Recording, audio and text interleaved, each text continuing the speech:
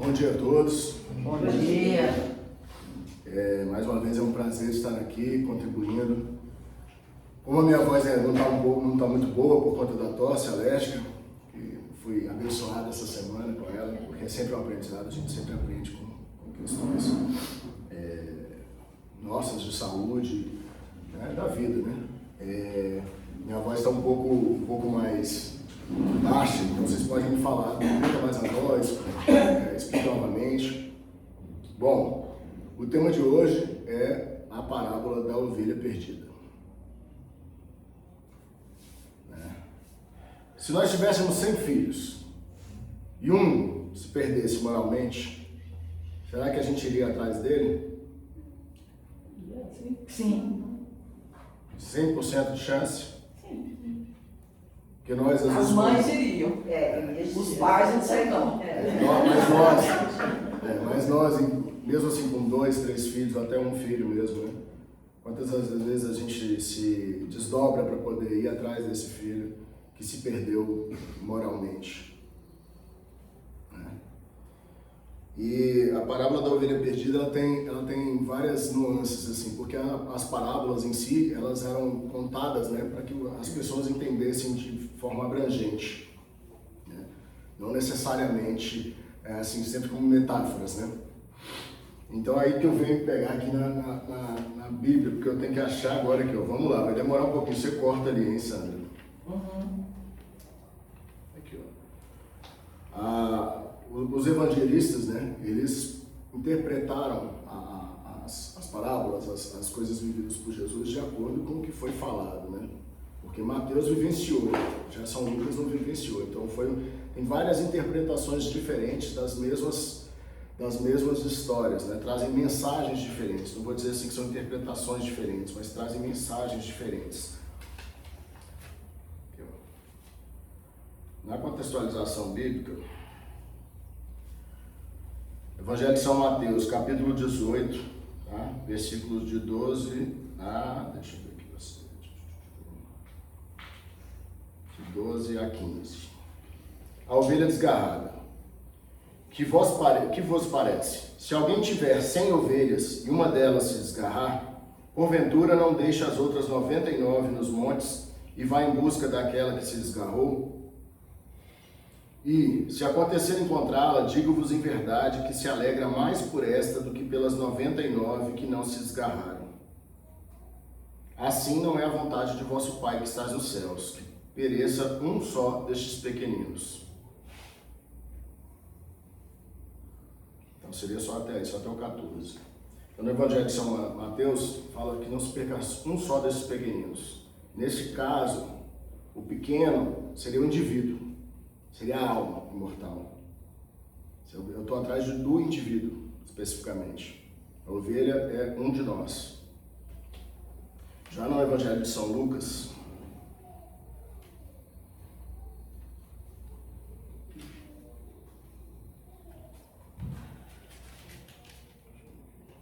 capítulo 15, versículos de 3 a 7.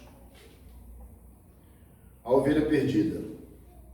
Ele propôs-lhe então esta parábola, dizendo: qual de vós, tendo 100 ovelhas, se perde uma delas, não deixa as 99 no deserto e vai procurar a que se tinha perdido até que a encontre?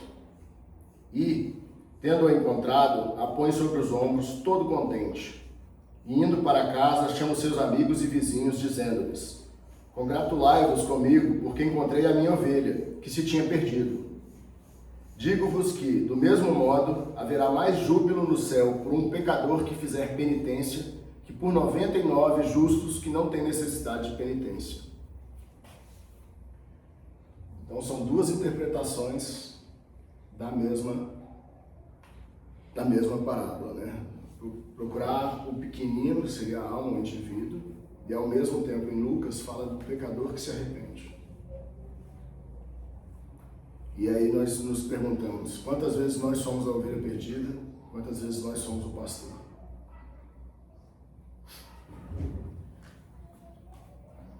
Desculpa, pessoal, eu anoto as coisas. No celular não. Não destaque assim. Aí vem também a pergunta, e se o perdido fôssemos nós, né? Sim, é isso. No Livro dos Espíritos, na pergunta 115, nós somos criados simples e ignorantes. Nós não sabemos tudo. Nós não sabemos como que vamos ser. O espírito imortal, ele passa por diversas fases, diversos aprendizados. E que bom que a gente esquece a cada reencarnação. Eu não sei, eu acho que eu ficaria meio doido, né? E no Evangelho segundo o Espiritismo, tem o capítulo 15, que tem a ver com os princípios básicos da doutrina espírita, tem a ver com o que a gente mais fala nos centros e nas casas de espiritualidade, né, espiritualistas, nos centros espíritas, é que fora da caridade não há salvação. Capítulo 15 do Evangelho segundo o Espiritismo. Parece que é bater sempre no mesmo ponto, na mesma tecla, mas eu acho que cada vez que a gente ouve de uma maneira diferente, a reflexão vem até nós de uma maneira diferente. Vamos dizer que a interpretação às vezes muda, às vezes nós vira uma chave que fala assim, nossa, isso eu não tinha percebido ainda. Então, fora da caridade não há salvação. Não só a caridade com o outro que a gente não conhece, que a gente sabe que tem dificuldade, mas a caridade com os mais próximos. A caridade dentro de casa, a caridade com o filho rebelde, com o pai ou a mãe que já se encontra num estado mental diferente do que a gente está hoje, às vezes acometido por uma doença, os nossos filhos, os nossos amigos acometidos por doenças psiquiátricas, né? A depressão, que é o mal do século. Será que nós somos caridosos o bastante ou caridosos, não bastante, com esse irmão, com esse filho, com essa mãe, com esse pai? Será que eu tenho sido caridoso com minha esposa, com meu enteado? Será que eu tenho sido caridoso comigo mesmo? Quantas as vezes que nós nos julgamos e não somos caridosos com nós mesmos? Nós somos imperfeitos. O espírito é criado simples e ignorante e ele é imperfeito. Alcançar a perfeição demora bastante. Mas que bom que nós já estamos na caminhada. Eu volto a perguntar, né? Quem que hoje é a ovelha perdida? É o filho rebelde? É o dependente? É o médium que cai com certa frequência? Se é o pai ou a mãe que já não vira o filho, né? Vamos dizer assim, inverte a ordem. Mas a gente tem que pensar que continua sendo nosso pai e nossa mãe e que nós temos que nos colocar no lugar de filho, ser caridoso com eles e ter paciência para lidar com isso. Ter a paciência com o outro. O Gabriel, pessoa que se perde nas drogas, o dependente nos químico. Vícios. E os vícios, os mais diversos vícios. Tem um vício sensacional que a gente tem hoje. Vício sensacional. Esse aqui, ó. Quantas vezes a gente não está ligado no celular? Não digo só joguinho não, WhatsApp, Instagram, trabalho. Rede social, trabalho. Eu tenho que olhar o negócio do serviço aqui, peraí. E aí os filhos estão ali brincando, você está no clube com o pessoal aqui do sol danado. Peraí. Os nossos pequenos vícios, gordura, coisa gordurosa, comida, bebida, sexo. E não o sexo antissexual em si. Pensar, ir atrás, aqui ó, aqui tem tudo. Então assim, os nossos pequenos vícios, as coisas que a gente sabe que faz mal para nós, mas a gente ainda busca, como fuga, né? Vamos dizer assim, é uma dependência. É uma dependência.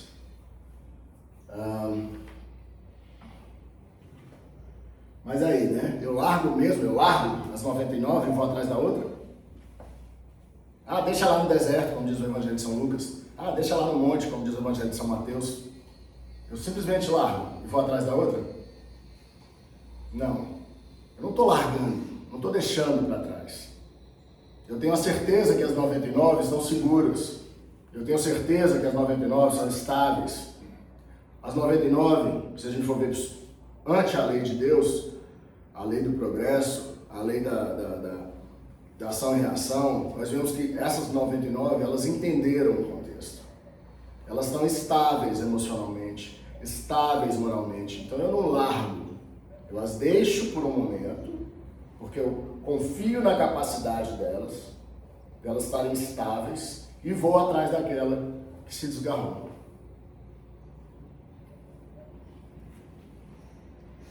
E aí vem a outra pergunta. Nós somos estáveis ou nós ainda precisamos que alguém nos busque? Oscilamos. A gente ainda não conseguiu estabilidade. Ainda que seja gravado, é quase que uma confissão, né? Uma confissão, porque vai para lá, né? Vai para o YouTube. Eu me encontro nessa instabilidade hoje. Ontem, numa outra casa que eu trabalho, eu fui até lá, muito a contragosto, parei o carro na rua de cima, falei, estou atrasado, mas estou aqui, e eu entrei, voltei para casa. Os 45 quilômetros de Belo Horizonte aqui, vim para casa. Não estava bem comigo mesmo. Eu me esforcei para chegar lá? Sim.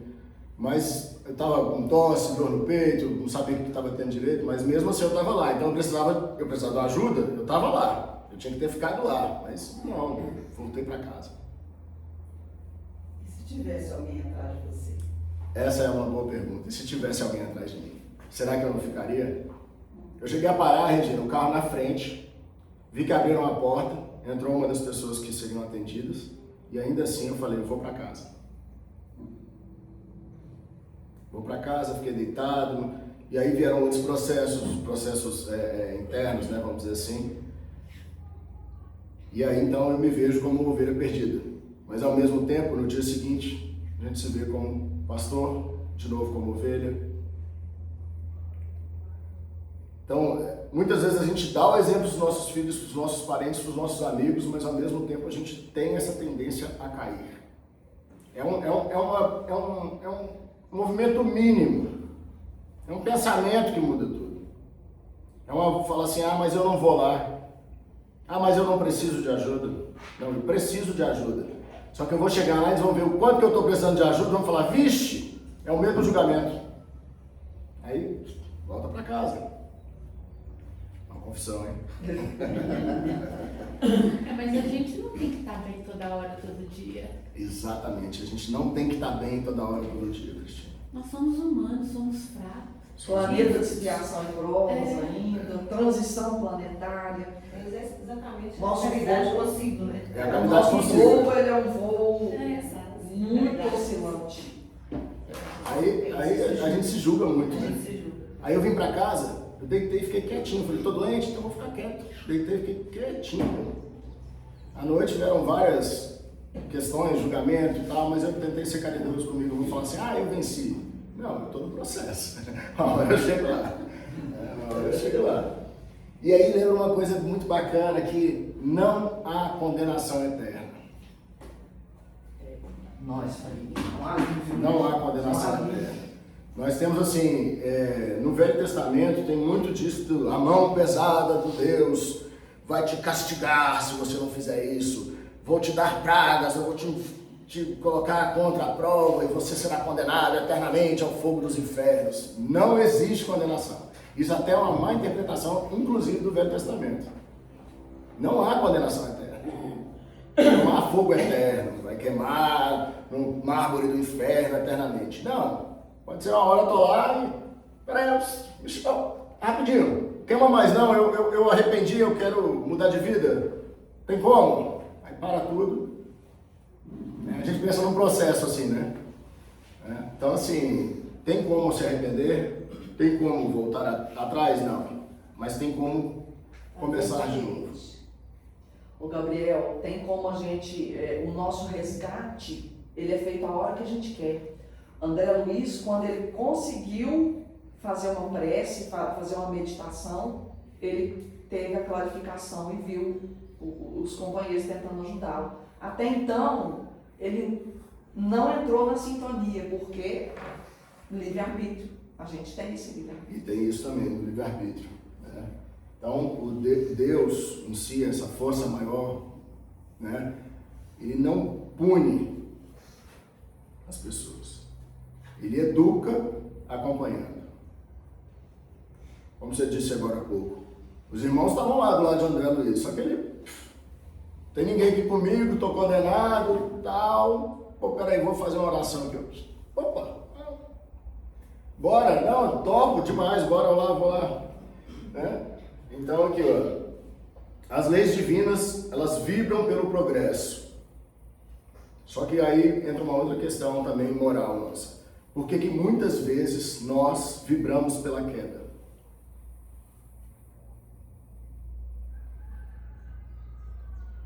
Como que nós tratamos quem se afasta, quem erra?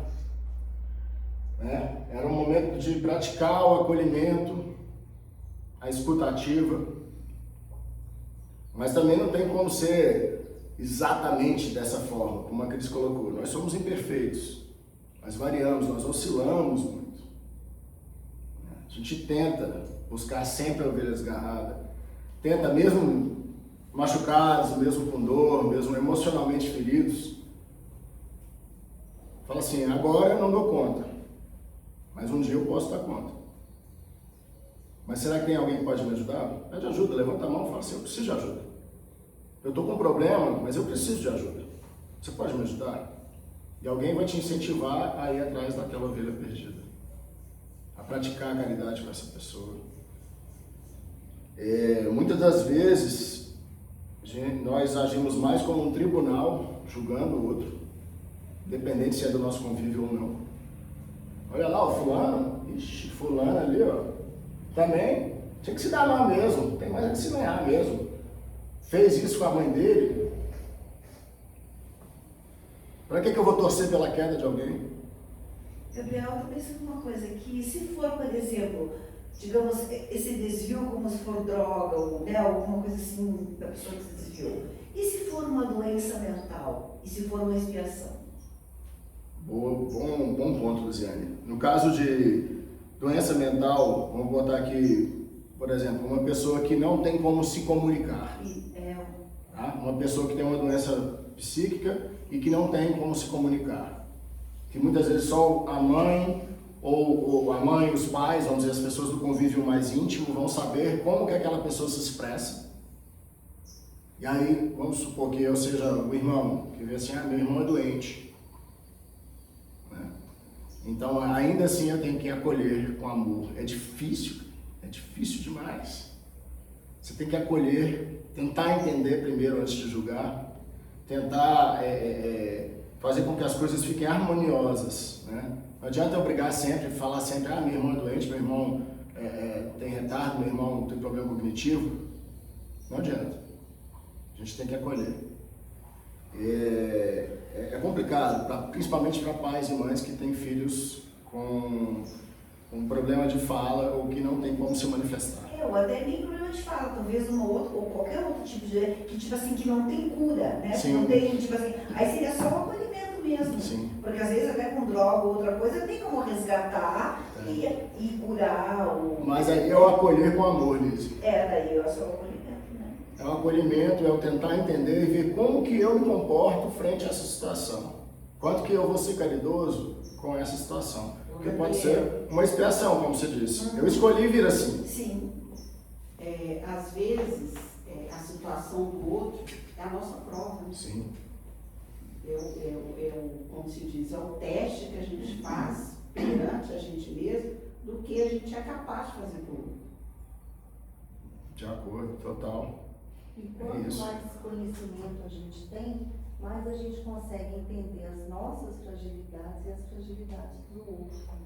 Né? Por isso que é importante o estudo, o conhecimento, para que a gente possa fazer a caridade conosco e com o outro. O aprendizado é contínuo, né? Ô Gabriel, esses espíritos, quando eles vêm numa encarnação dessa natureza que a Alice falou, é porque o estágio evolutivo da alma deles precisava de ter uma encarnação restritiva. Sim. Por conta da própria pessoa. É melhor para ela, espiritualmente falando, vir com essa limitação, essa deficiência. E aí, igual a Regina falou, ao mesmo tempo, ela também está num meio que também vai sofrer os seus resgates. Normalmente essas almas estão unidas pelo que ocasionou a queda de todos. Normalmente elas estão unidas na mesma situação. Quando esse espírito que precisou dessa encarnação restritiva veio para poder fazer os ajustes espirituais. E aí, igual ela falou, às vezes é a encarnação inteira. Mas ela não está perdida. Ela não está perdida. Monitorada Isso. espiritualmente. E aí nós temos que tomar cuidado para nós não nos perdermos em relação a isso. Porque talvez tenha esses acordos que a gente não vê, não lembra. Tipo assim, eu te amo tanto, mas tanto, que para te ajudar, na minha próxima encarnação, eu vou precisar me restringir e eu preciso do seu amor para que nós dois possamos nos conduzir no processo evolutivo. É um acordo invisível, vamos dizer assim, né? Porque a gente não vê, a gente não lembra, né? E faz parte da lei do progresso. Que aí tem um pouco que vocês falaram, que nós somos chamados sempre a buscar, não a julgar. Deixa eu ver como é que está o horário ali. Olha, até que eu estou falando bem devagar, rápido na verdade. Curioso. 9h30. 9h30, ixi, tem muita coisa ainda para falar. É que tem a ver um pouco com o que a gente falou também, né? Que a gente está aqui, ora por vontade própria, pelo livre-arbítrio, ora porque alguém se juntou no nosso processo reencarnatório, na nossa programação reencarnatória, para que pudéssemos ajudar em alinhar esses detalhes, né? Que as coisas pudessem se encaixar, vamos dizer assim, e possamos todos progredir juntos. E tem a reflexão também do estarmos aqui hoje, nessa casa aqui, fé. Eu falei agora há pouco do meu compromisso ontem, que eu não fui, eu confirmei, falei que ia, tudo certo. E por que nós estamos aqui hoje? Nós viemos por vontade própria ou porque alguém nos buscou? Às vezes a gente está aqui, acha que foi por vontade própria porque alguém nos buscou em algum momento. Ah, tem uma reunião lá na Fraternidade Espírita Hospital das Almas, tal, acontece sexta-feira e domingo tem palestra. Aí um dia eu falo assim, pô, vou lá. Então o que nos traz aqui? E aí volta mais uma vez, né? Quantas vezes nós somos pastores, quantas vezes nós somos ovelha perdida?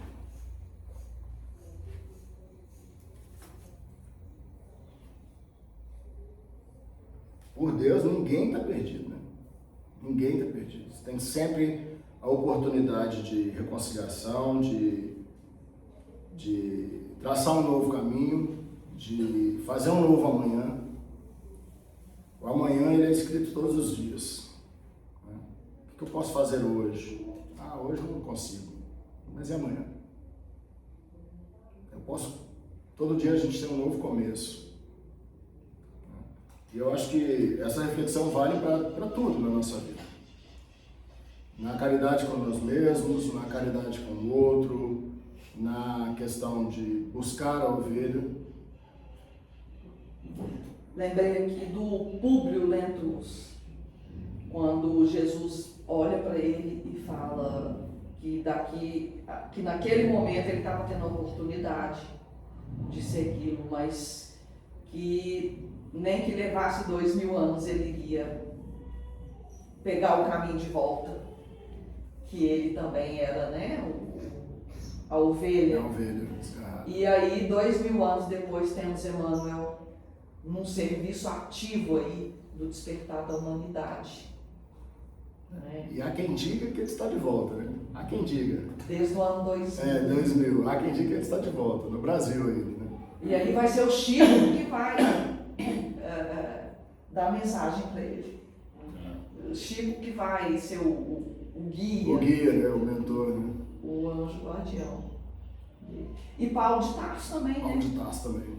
Paulo de Tarso é outro que tinha o potencial, Jesus escolheu Paulo de Tarso. Quando ele despertou, A revelação foi quando ele estava no deserto e caiu o cavalo, não foi isso? Foi isso aí mesmo, né?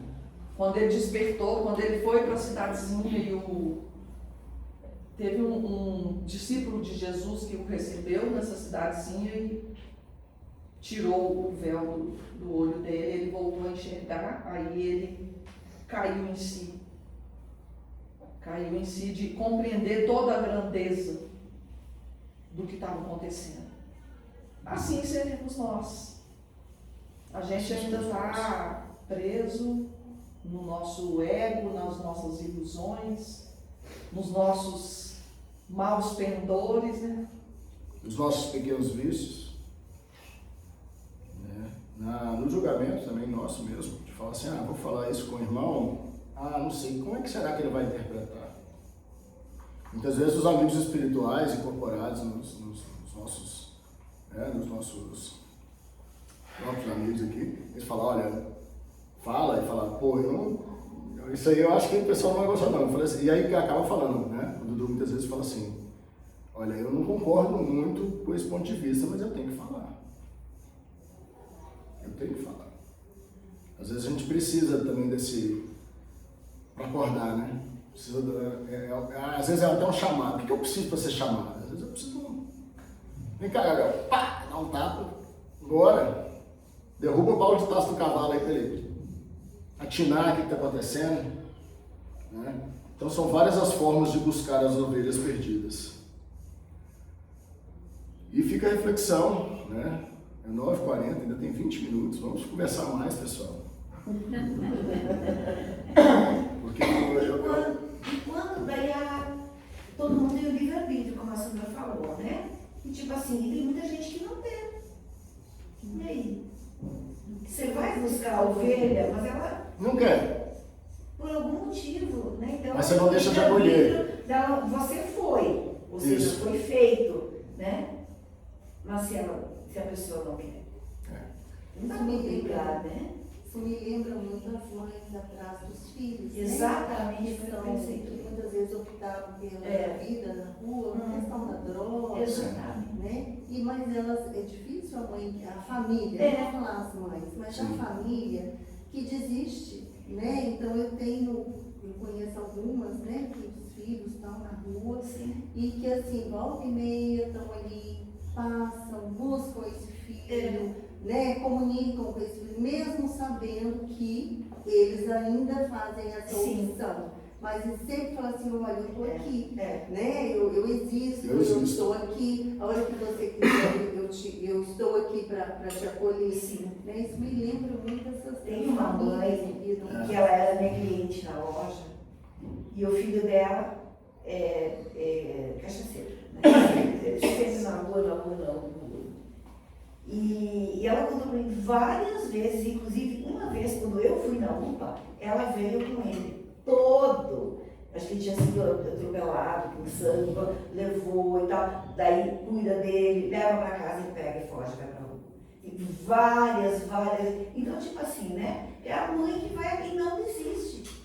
E assim, enquanto eu estiver viva, eu ou ele, eu vou fazer. Mas assim, leva pra casa, vai dar 1, 2 dias, ele volta pra rua. Eu acho que no caso, quando é mãe, filho, né? Tem essa questão, essa ligação dele, que ele é amor condicional, então eu acho que está mais fácil. Quando a gente é um ser humano e tem outra pessoa que não tem o seu sangue, não tem a sua, né? Esse amor, essa coisa que você, para desenvolver um amor, para acolher, e repetidas vezes ele está ali, errando, e você está, nossa, deve ser não, vai ser complicado. Tem um amigo que... A gente também Muito mais, às vezes tu não conhece, Tem um amigo que nós falamos, inclusive, entre nós, assim, no círculo, que ele tem uma ferida aberta no coração.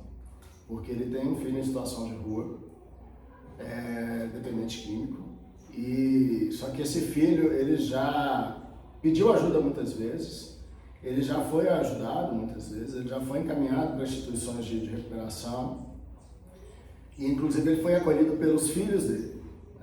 Os filhos levaram o pai para casa, colocaram ele em casa, ele já estava praticamente sem vícios, mas como diz no AA, né?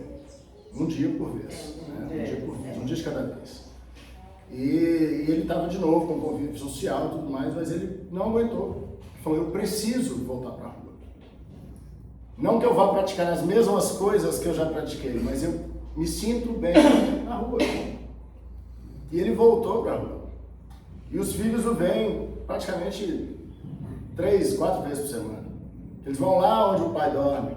Então eles fazem isso, estou aqui, precisar de mim, estou aqui.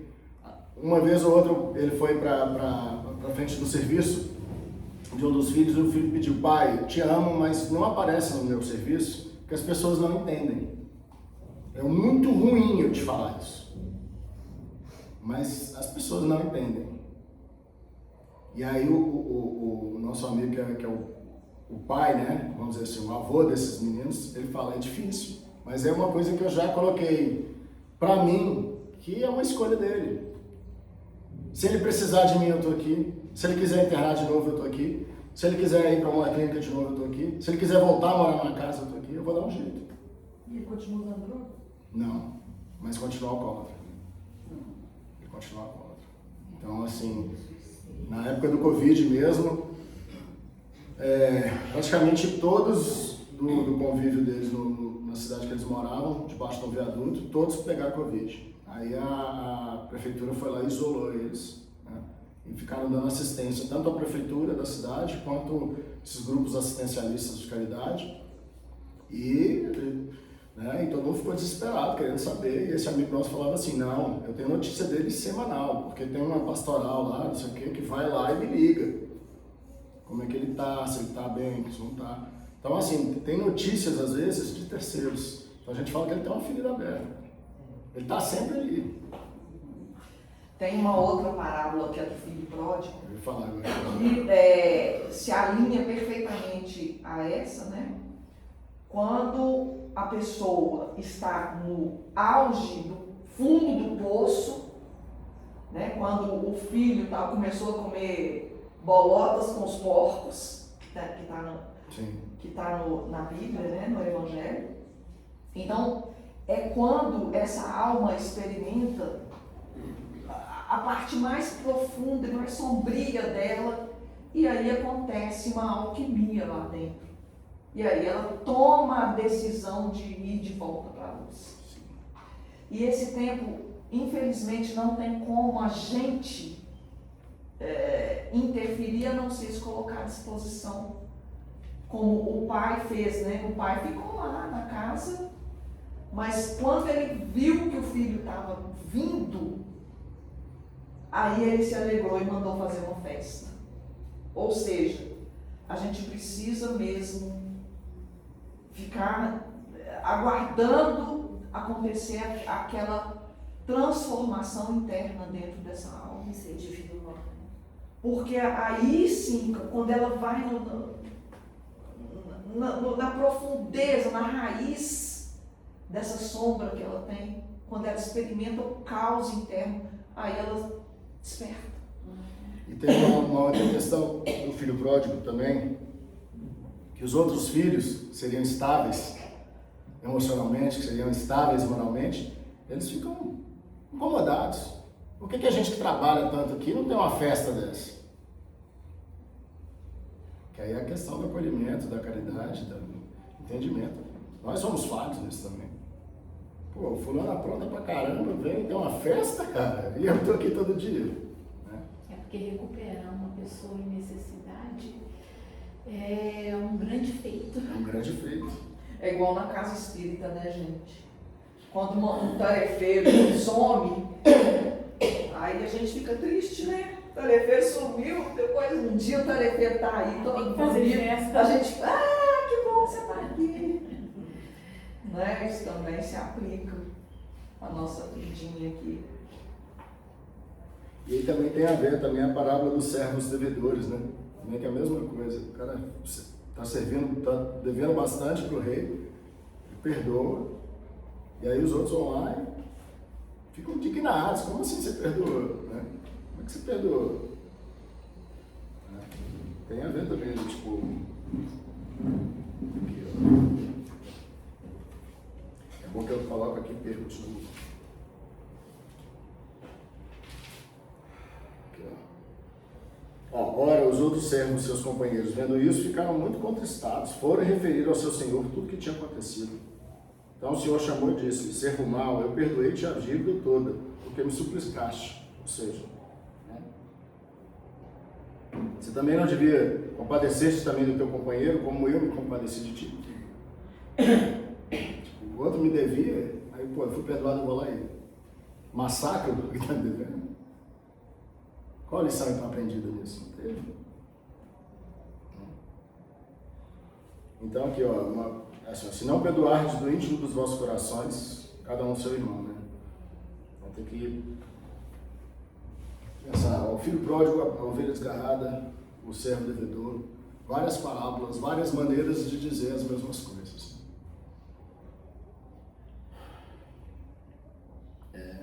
São as reflexões de cada dia,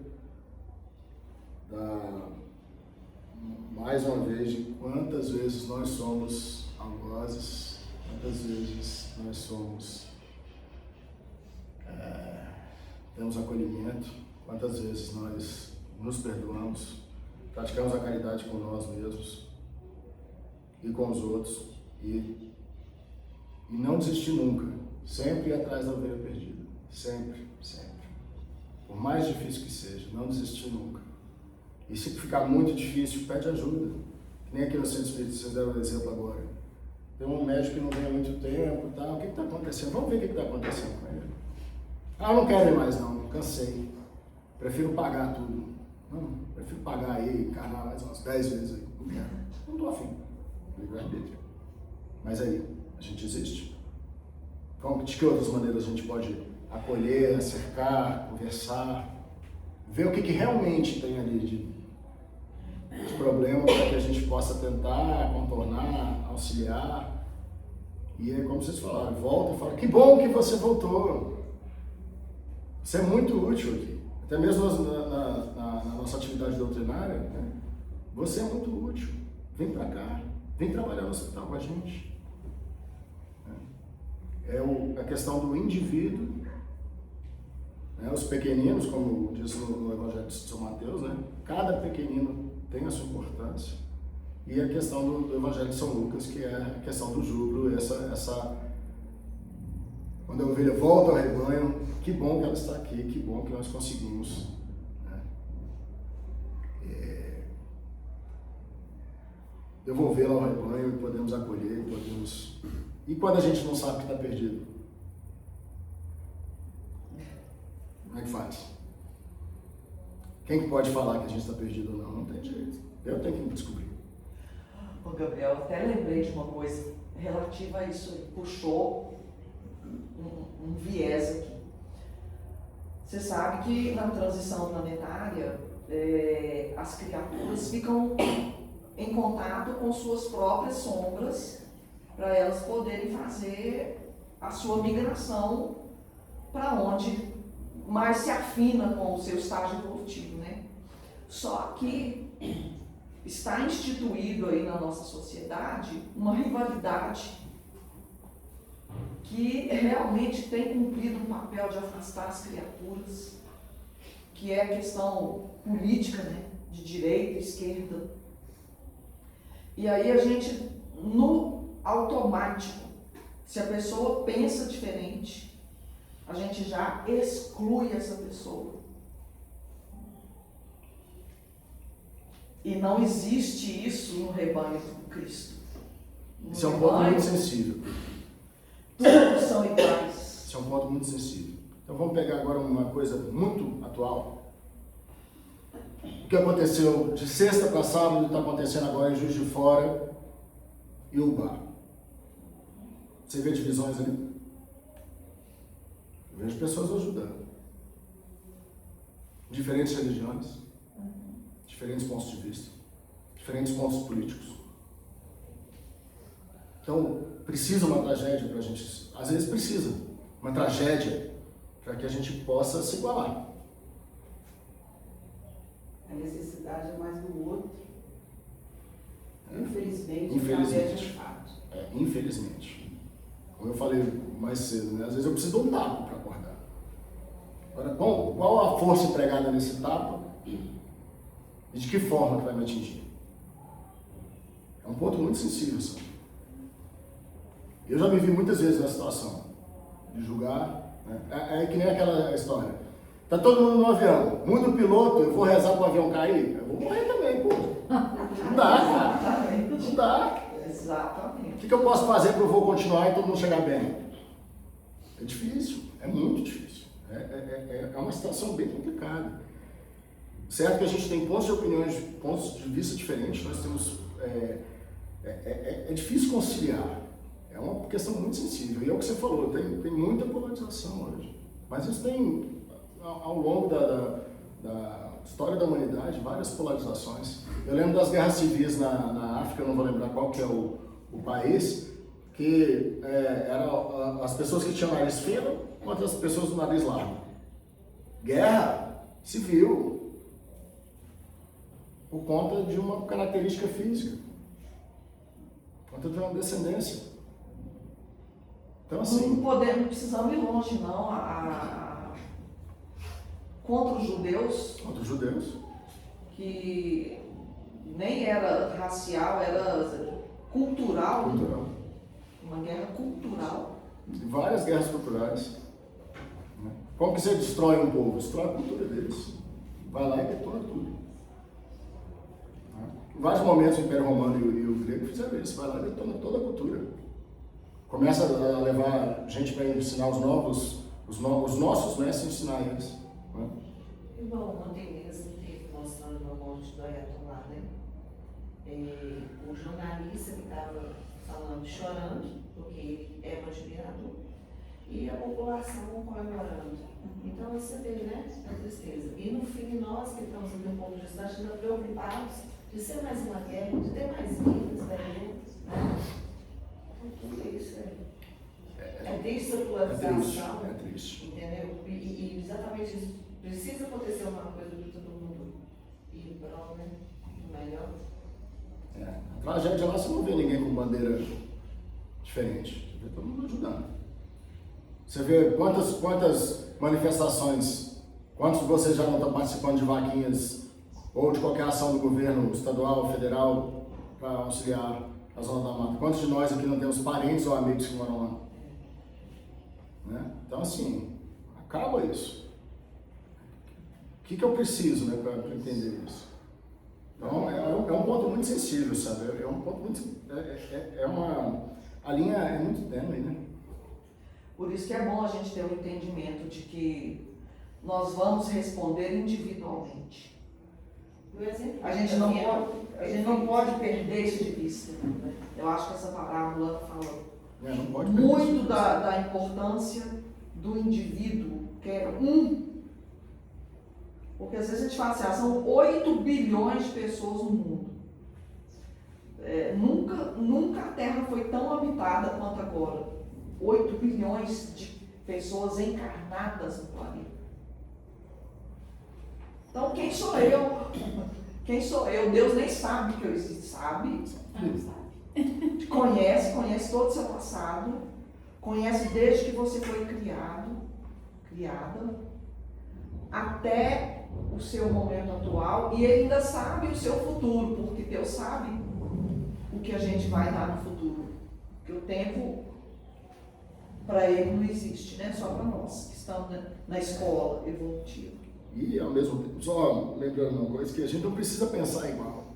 É bom que a gente pense diferente, só que a gente tem que ter um objetivo parecido.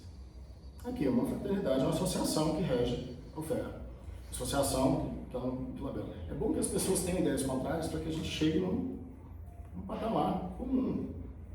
Aqui é o que? É o bem da sociedade, o bem da associação, é o bem do centro. Eu não concordo com você, então vamos chegar num acordo, vamos ver o que é bom para um, para outro, que vai atender todo mundo.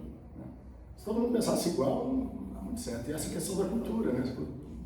Países diferentes têm culturas diferentes, religiões têm culturas diferentes. Mas é isso, são muitas reflexões na parábola da ovelha perdida. Ô, Gabriel, a gente teve recentemente no Camboja e quando você visita aquele templo Louvá, que é um dos maiores templos religiosos do mundo, o Angkor Wat, que é gigantesco, e é um povo guerreiro, milhares de anos. O templo todo ele é construído em cima de, na época que os hindus dominavam a região, o templo todo é uma adoração ao Deus dos hindus. Aí eles perdiam a guerra, em cima eram os budistas, que criaram toda a nova cultura de adoração ao novo Deus. Aí passa centenas de anos, perderam a guerra, aí vem de novo o hinduísmo. Então quando você visita lá, você tem assim camadas culturais de cada povo, e cada povo com seu Deus. E engraçado que eles cortam as cabeças. Então, tipo assim, tu vê muitas Destrói a muita, cultura. destrói a cultura, eles cortam a cabeça e colocam, daí vem outra cultura para, tipo assim, querer um governo, né? Vai passando de um governo para o outro, o PT. Então, o que era antigamente não vale mais. Então, tem um monte de estado assim, sem a parte de cima. Cortado, sabe? Só a parte de baixo, normalmente a face, né? A parte de cima, assim, eles cortam. E é curioso, você, Daí vem outro, daí eles colocam, porque agora É a gente falou, destruir, destrói a cultura. destrói a cultura.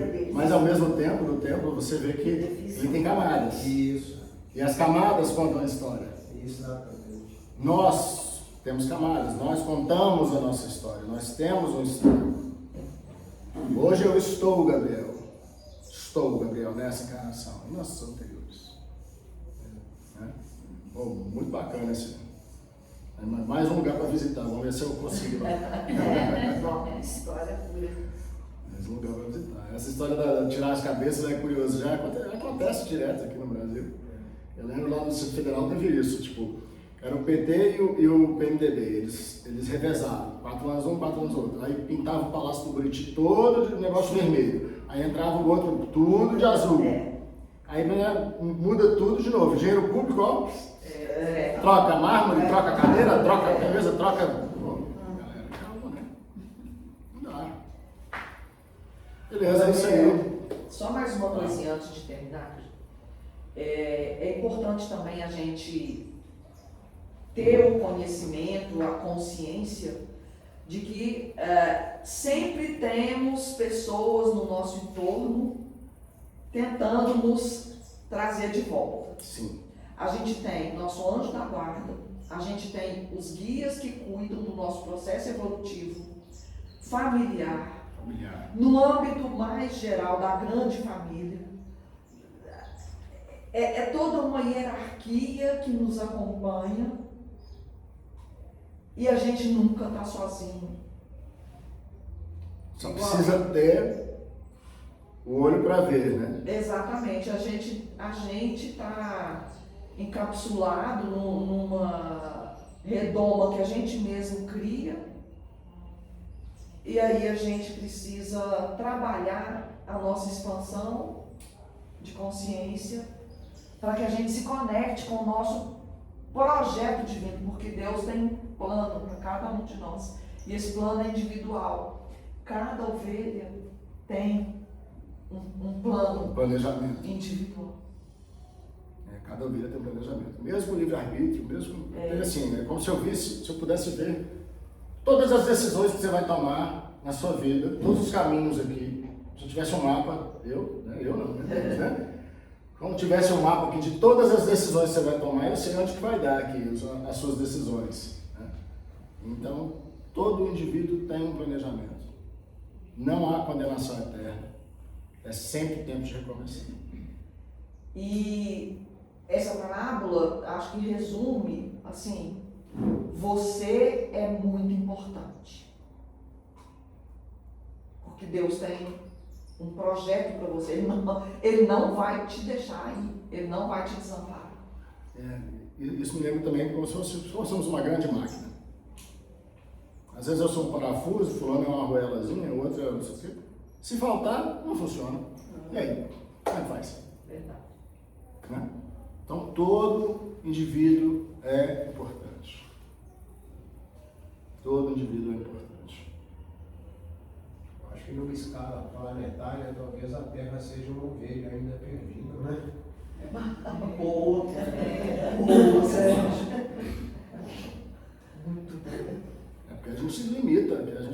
só tem esses planetas que a gente não sabe. Nosso conhecimento, o nosso poder de ver o que há além ali da montanha, por exemplo, né? Que é até o mito da caverna. Eu não sei porque eu não conheço, eu nunca saí. Maravilha. Muito obrigado a todos, muito obrigado pela paciência, muito obrigado aos nossos assinantes do canal. Bota o seu curtir, dê o seu like, passe para os seus amigos. Nós que agradecemos, Gabriel.